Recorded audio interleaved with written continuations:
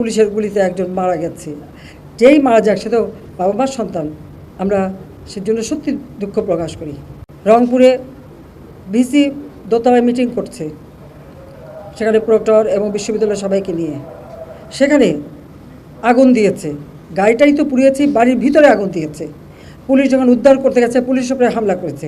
হ্যাঁ, পুলিশের গুলিতে একজন মারা গেছে। যেই মারা যাক সেটাও বাবা মার সন্তান, আমরা সেজন্য সত্যি দুঃখ প্রকাশ করি। এবং তার বাড়ি রংপুর পীরগঞ্জ, ওখানে আমরা যাতে তার কাফন দাফন সব কিছু ব্যবস্থা করে দিয়েছিলাম। ছাত্রলীগের কয়েকজন নেতাকর্মীকে কীভাবে হত্যা করেছে। চট্টগ্রামে 6 তলার উপর থেকে ছুঁড়ে ছুঁড়ে নিচে ফেলেছে। যারা জীবন বাঁচাতে ঝুলে আছে জানলা শিক ধরে, তাদের উপরে পাথর মেরেছে, হাত পায়ের রগ কেটেছে, 7 জন ছাত্রকে হত্যা করেছে। এবং এইরকম হত্যাযোগ্য আরও অনেক জায়গায়, সব বিস্তারিত বলে বোধহয় শেষ করা যাবে না। পুলিশের গাড়ি, র্যাবের গাড়ির ভিতরে র্যাবকে যেভাবে হত্যা করা। গাজীপুরে আমাদের এক কর্মীকে শুধু মারেই নাই, হাসপাতালে চিকিৎসা করতে গেছে, সেখান থেকে বের করে নিয়ে এসে তাকে মেরে ঝুলিয়ে রেখে দিয়েছে পুলিশ। সে উত্তরা ইসলামী হাসপাতাল চিকিৎসা করতে গেছে আহত পুলিশ, তাকে হাসপাতাল থেকে টেনে বের করে রাস্তায় ফেলে তাকে সেখানে কুপিয়ে কুপিয়ে হত্যা করেছে, পুলিশকে মেরে ঝুলিয়ে রেখেছে।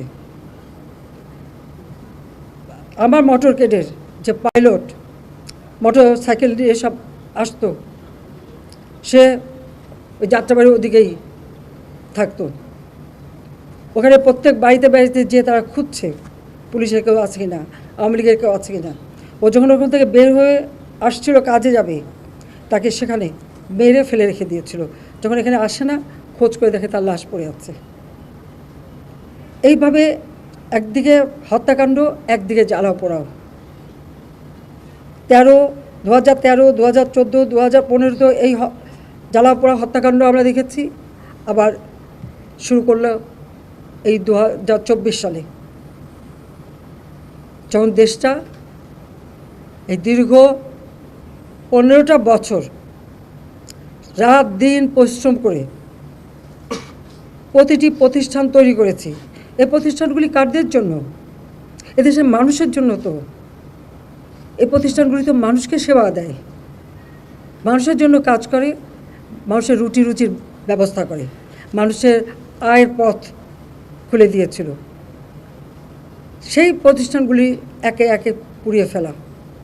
এবং শুধু ঢাকা বলে না, রাজশাহীতে বিশ্ববিদ্যালয়ে সে ভিসি কাটো, ময়মনসিংহ কৃষি বিশ্ববিদ্যালয়ের সেখানে হামলা, বিভিন্ন জায়গায় এই হামলা করা এবং আগুন লাগানো অথবা মেরে ফেলা।